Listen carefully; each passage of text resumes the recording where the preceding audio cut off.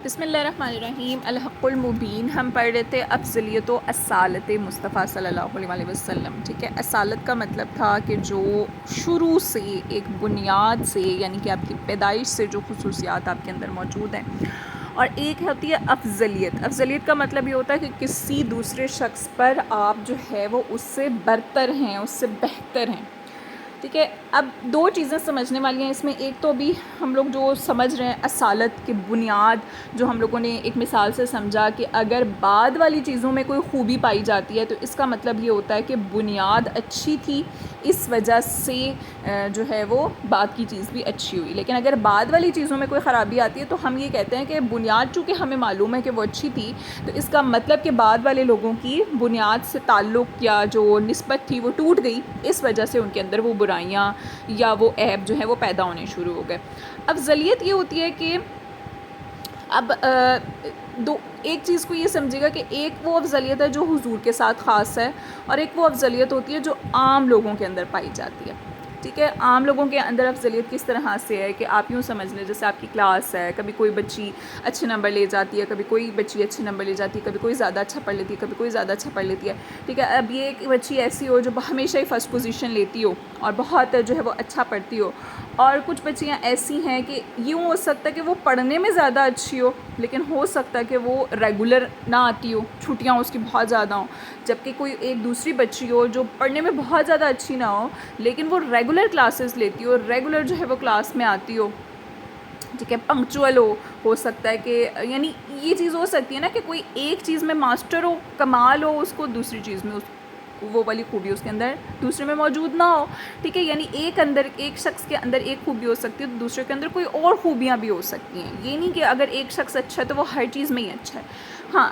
کون اچھا ہے اس چیز میں تو وہ ہم لوگ جانتے ہیں کہ حضور پاک صلی اللہ علیہ وسلم کی جو ذات ہے وہ کمال ہے، کامل ہے، یعنی ان کے اندر ہر خوبی ایسی ہے جو ہم یہ کہہ سکتے ہیں کہ کامل طریقے سے موجود ہے۔ اس کے علاوہ کوئی بھی شخص ہم نہیں کہہ سکتے کہ پرفیکٹ ہو سکتا ہے، ٹھیک ہے، اور وہ سب کچھ بھی اللہ کی عطا سے ہے۔ اچھا، اب یہ جو افضلیت ہے نا، ظاہر سی بات ہے حضور کی افضلیت کو اور دوسرے لوگوں کی افضلیت کو ہم کمپیئر نہیں کر سکتے۔ یعنی اگر کسی دوسرے شخص کے اندر، جیسے ابھی یہاں پر ایک مثال آئے گی حضرت موسیٰ علیہ السلام اور حضرت خضر علیہ السلام والی، کہ حضرت موسیٰ علیہ السلام کو زیادہ فضیلت حاصل ہے حضرت خضر علیہ السلام کی نسبت، کہ حضرت موسیٰ علیہ السلام نے جو ہے وہ اللہ سے کلام بھی کیا، تو گویا یہ ان کی زیادہ افضلیت پر، برتری پر زیادہ جو ہے وہ دلالت کرتا ہے۔ لیکن حضرت خضر علیہ السلام کو جو معجزات عطا ہوئے، جو ان کو خوبیاں عطا ہوئیں، وہ حضرت موسیٰ علیہ السلام کو عطا نہیں ہوئیں۔ تو بعض چیزوں میں حضرت خضر علیہ السلام جو ہے وہ حضرت موسیٰ علیہ السلام سے بڑھ کے بھی ہیں، لیکن چونکہ ان کو اللہ کی طرف سے ایک فضیلت ملی ہے کلام کی، تو اس وجہ سے جو ہے وہ فضیلت ان کی زیادہ ہو گئی۔ لیکن اس چیز کو ہم حضور پر قیاس نہیں کر سکتے، یعنی باقی انبیاء کو، عام لوگوں کی تو بات ہی چھوڑ دیں، انبیاء کو بھی ہم حضور پر قیاس نہیں کر سکتے۔ کیوں؟ کیونکہ حضور پاک صلی اللہ علیہ وسلم کی جو افضلیت ہے وہ کامل ہے، باقیوں کی جو افضلیت ہے وہ بعض چیزوں میں ہے اور بعض چیزوں میں نہیں ہے۔ ان پوائنٹس کو جب آپ ذہن میں رکھیں گے نا تو ہمیں اب یہ چیز سمجھنے میں آسانی ہوگی کہ یہاں پر جو اعتراض کیا گیا کہ جو مولانا عبدالسمیع بیدل تھے نا، انہوں نے بنیاد کو دیکھتے ہوئے، اصالت کو دیکھتے ہوئے یہ بات کہی تھی کہ چونکہ شیطان، ملک الموت وغیرہ یہ ہر جگہ پر ہوتے ہیں، چاند سورج کی روشنی ہر جگہ پر ہوتی ہے، تو جو بنیاد ہے ظاہر سی بات ہے کہ اس کے اندر بھی تو یہ خوبی موجود ہوگی نا۔ انہوں نے اصالت کی بنیاد پر یہ بات کہی تھی، بنیادی طور پر یہ بات کہی تھی، انہوں نے افضلیت کی بات کے بارے میں یہ بات نہیں کہی تھی۔ لیکن اگر انہوں نے افضلیت کے حوالے سے بھی کہی ہوتی تو ظاہر سی بات ہے کہ حضور پاک صلی اللہ علیہ وسلم کی ذات جو ہے وہ کامل ہے، اور آپ کی افضلیت عالمیت کو مستلزم ہو سکتی ہے، یعنی کہ آپ کا افضل ہونا ہے نا، ہم یہ کہہ سکتے ہیں کہ چونکہ حضور پاک صلی اللہ علیہ وسلم سب سے زیادہ افضل ہیں اس لیے آپ کو سب سے زیادہ علم ہوگا، تو یہ صرف اور صرف حضور کے بارے میں کہا جا سکتا ہے، کسی اور کے لیے یہ الفاظ استعمال نہیں کیے جا سکتے کہ افضلیت کو عالمیت مستلزم ہوگی، کیونکہ افضلیت کو عالمیت مستلزم نہیں ہے۔ یعنی یہ نہیں ہو سکتا کہ ایک شخص بہت زیادہ فضیلت والا ہے تو اس کو ہر چیز کا علم ہو سکتا ہے کہ بعض علم ان کو ہو اور بعض نہ ہو، جیسے کہ میں حضرت موسیٰ علیہ السلام اور حضرت خضر علیہ السلام کی مثال ابھی آپ کے سامنے آئی ہے۔ تو اب یہ ٹاپک ہم پڑھ لیتے ہیں، اب آپ کو سمجھنے میں اس میں آسانی ہو جائے گی کہ مولانا عبدالسمیع بیدل نے یہ لکھا تھا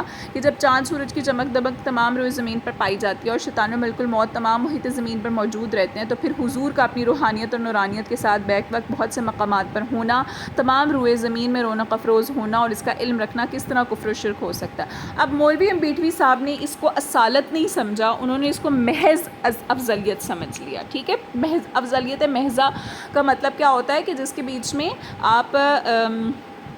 محض ایک کسی چیز میں، کسی خاص چیز میں فضیلت کی وجہ سے کسی دوسرے کو جو ہے وہ اس کے برابر قرار دے دو، کہ علم وغیرہ میں یا کسی بھی چیز میں. ٹھیک ہے، ظاہر ہے کہ مولانا عبدالسمیع بیدل رحمۃ اللہ علیہ کا یہ کلام تو اسی اصل مذکور پر، یعنی یہ جو یہاں پر ابھی بنیاد بیان کی گئی ہے، اصالت بیان کی گئی ہے، اس پر مبنی تھا. لیکن مولوی امبیٹوی صاحب جب انوار ساطعہ کے رد میں براہین قاطعہ لکھنے بیٹھے، اب یہ یاد رکھے گا انوار ساطعہ جو ہے وہ مسلمانوں کی اہل سنت جماعت وغیرہ کی کتاب ہے، اور جو براہین قاطعہ ہے وہ دیوبندیوں کی ہے. ٹھیک ہے، تو انہوں نے اپنی حلاوت طبع کے باعث انوار ساطعہ میں لکھے ہوئے حضور کے اس کمال کو حضور کے وصف اصالت کی بجائے اسے افضلیت پر مبنی سمجھ لیا. لیکن مولوی امبیٹوی صاحب نے یہ سمجھ کر صاحب انوار ساطعہ نے جو شیطان و ملک الموت کے ہر جگہ موجود ہونے والے اور روئے زمین کا اشیاء کے عالم ہونے کو بیان کر کے حضور کے ہر جگہ موجود ہونے اور روئے زمین کے علوم سے متصف ہونے کی طرف مسلمانوں کو متوجہ کیا ہے، اس کا مبنی حضور پاک صلی اللہ علیہ وسلم کی افضلیت محضہ ہے. اب امبیٹوی صاحب نے اپنی غلط فہمی سے بزعم خود ایک بنیاد جو ہے وہ فاسد قائم کر دی اور اس پر مفاسد کی تعمیر کرتے چلے گئے. اس کا مطلب کیا ہے کہ حضور کی افضلیت کو بھی اگر وہاں مد نظر رکھا جائے تو وہ حضور کی افضلیت محضہ ہوگی، جو صرف اور صرف آپ کے ساتھ تعلق رکھتی ہے، کسی اور کے ساتھ تعلق نہیں رکھ سکتی. لیکن امبیٹوی صاحب نے اس چیز کو غلط اصول کی طرف وہ لے گئے کہ انہوں نے یہ سوچا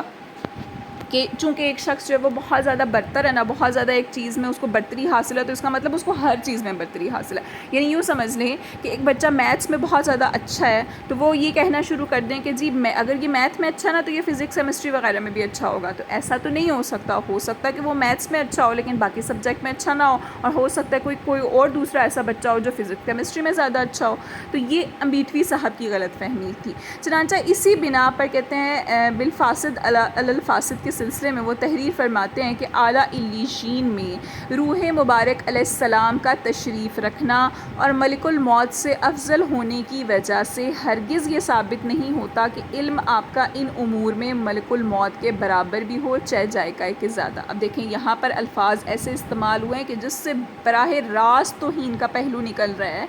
یعنی وہ یہ کہہ رہے ہیں کہ اگر حضور افضل ہیں تو افضل ہونے کی وجہ سے یہ ثابت نہیں ہوتا کہ آپ کا علم جو ہے وہ ملک الموت کے برابر ہو جائے گا. ٹھیک ہے، یا ملک الموت سے زیادہ ہو جائے گا. اب یہ توہین کے الفاظ ہیں جو بالکل بظاہر سامنے ہمارے نظر آ رہے ہیں. کہتے ہیں امبیٹوی جی آپ سے کس نے یہ کہہ دیا کہ صاحب انوار ساطعہ نے ملک الموت سے محض افضل ہونے کی وجہ سے حضور کا علم ملک الموت سے زیادہ تسلیم کیا ہے؟ یعنی مولوی جو عبدالسمیع بیدل تھے انہوں نے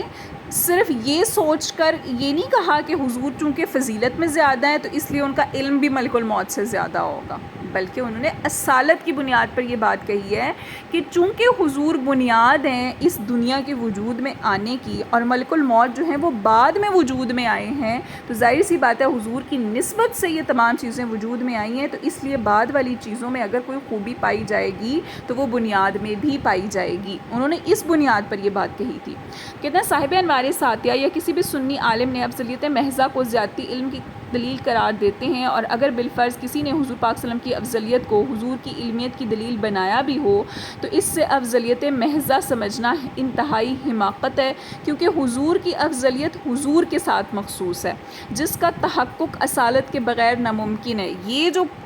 یہاں پر پیراگراف لکھا ہوا ہے نا، اس کا مطلب میں نے آپ کو سمجھایا تھا کہ جو حضور کا فضیلت رکھنا ہے نا تمام مخلوق سے، وہ صرف اور صرف یہ فضیلت حضور کو حاصل ہوئی ہے، اس کے علاوہ کسی کو حاصل نہیں ہوئی. تو اس لیے اگر ہم یہ کہیں تو یہ چیز اس کی تحقیق جو ہے وہ اصالت کے ذریعے ہو سکتی ہے. اور اگر ہم بنیاد کو اصالت کو نہیں دیکھیں گے تو پھر ہم اس ٹاپک کو یعنی کہ افضلیت والے ٹاپک کو جو صرف حضور سے مخصوص ہے اس کو بھی نہیں سمجھ پائیں گے. ہمارے اس بیان کی روشنی میں مخالفین کا ان تمام حوالہ جات کو پیش کرنا جو ہے وہ بے سود ہے جن سے وہ ثابت کیا کرتے ہیں کہ افضلیت کو عالمیت مستلزم نہیں ہے. مثلا حضرت موسیٰ علیہ السلام حضرت خضر علیہ السلام سے افضل ہیں، لیکن بعض علوم حضرت خضر علیہ السلام کے لیے حاصل ہیں، حضرت موسیٰ علیہ السلام کے لیے ان کا حصول ثابت نہیں ہے، وغیرہ وغیرہ. یعنی وہ یہ کہتے ہیں کہ افضلیت کو عالمیت مستلزم نہیں ہے، یعنی اگر کوئی شخص کسی دوسرے سے زیادہ فضیلت رکھتا ہے تو اس کا مطلب یہ نہیں ہوتا کہ وہ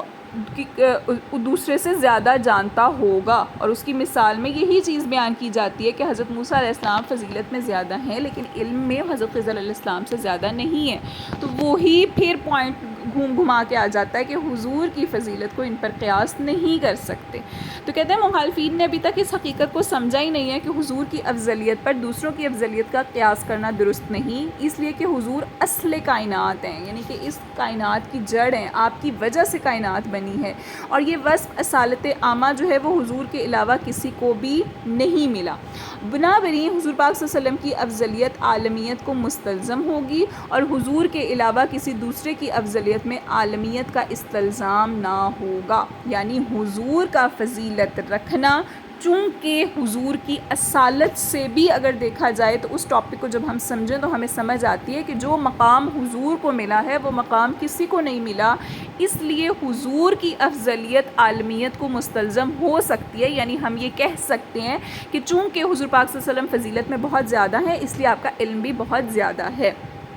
لیکن یہ چیز ہم کسی دوسرے کے لیے نہیں کہہ سکتے کہ چونکہ وہ فضیلت میں زیادہ ہے تو اس کو بہت زیادہ علم ہوگا. یہ بات ہم کسی کے بارے میں نہیں کہہ سکتے. اس بات کی تائید اور تصدیق کہ حضرت محمد صلی اللہ علیہ وسلم تمام رسولوں سے افضل ہیں اور سب انبیاء کے خاتم ہیں، نیز یہ کہ تمام انبیاء علیہ السلام رسول پاک صلی اللہ علیہ وسلم سے مدد حاصل کرتے ہیں. شیخ اکبر محی الدین ابن العربی رضی اللہ عنہ کے اس قول سے ہوتی ہے جو شیخ رضی اللہ تعالیٰ نے باب 491 کے علوم میں ارشاد فرمایا کہ مخلوق کا کوئی بھی فرد، دنیا اور آخرت کا کوئی بھی، وہ حضرت محمد صلی اللہ علیہ وسلم کی باطنیت سے مراد جو آپ کی روحانیت ہے اس کے بغیر وہ کسی ذریعے سے حاصل نہیں کر سکتا. یعنی کسی بھی طرح کا علم ہو وہ ہمیں حضور کی روح کے بغیر حاصل نہیں ہو سکتا. یہ چیز ہم تذکرۃ المحدثین میں ہم نے بہت ڈیٹیل سے پڑھی تھی کہ اگر محض ہم قرآن کو سامنے رکھ لیں تب بھی ہمیں بہت ساری ایسی چیزیں ہیں جو حضور کی احادیث کے بغیر سمجھ میں نہیں آتی. اب برابر ہے کہ انبیاء جو ہیں وہ متقدمین ہوں، یعنی پہلے والے انبیاء ہوں یا وہ بعد میں ہوں یا وہ علماء ہوں یا جو حضور پاک صلی اللہ علیہ وسلم کی بعثت سے متاخرین ہیں یعنی بعد میں آئے ہیں. اور حضور پاک صلی اللہ علیہ وسلم نے ارشاد فرمایا ہے کہ مجھے اولین و آخرین کے تمام علوم عطا کیے گئے ہیں اور اس میں شک نہیں کہ ہم آخرین میں سے ہیں. پھر ہمارا کوئی علم بلا واسطہ روحانیت محمدیہ کیوں کر حاصل ہو سکتا ہے؟ یعنی اگر ہم حضور کے واسطے کے بغیر دیکھیں تو ہم کیسے کوئی علم حاصل کر سکیں گے؟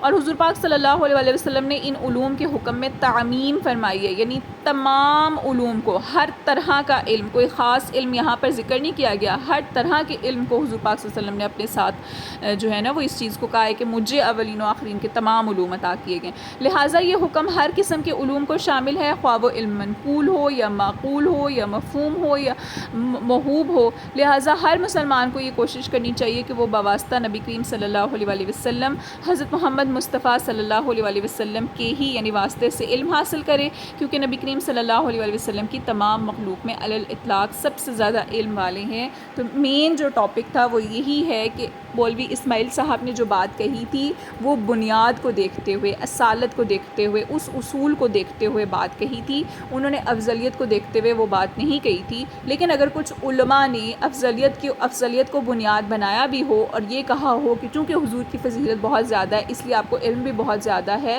تو یہ چیز سمجھنے والی ہے کہ چونکہ حضور کی فضیلت اس لیے زیادہ ہے کہ چونکہ حضور کو وہ مرتبہ حاصل ہوا ہے اصالت والا جو کسی اور کو حاصل نہیں ہوا، اس لیے ہم صرف اور صرف اس کو افضلیت محضہ نہیں سمجھ سکتے بلکہ ہر معاملے میں حضور کو افضلیت حاصل ہے جو صرف اور صرف حضور کے ساتھ مخصوص ہے. کسی اور کو اس طرح کی فضیلت حاصل نہیں ہو سکتی جو حضور کو حاصل ہوئی ہے. اس لیے ہم یہ کہہ سکتے ہیں حضور کے لیے کہ چونکہ حضور پاک صلی اللہ علیہ وسلم بہت زیادہ فضیلت والے ہیں تو اس وجہ سے آپ بہت زیادہ علم والے ہیں. لیکن کسی اور بندے کے حوالے سے، عام شخص کے حوالے سے ہم یہ بات نہیں کہہ سکتے، کیونکہ جتنا علم، جتنی فضیلت حضور کو حاصل ہوئی ہے اتنا علم، اتنی فضیلت آج تک دنیا میں نہ تو کسی کو حاصل ہوئی ہے اور نہ ہی ہو سکتی ہے.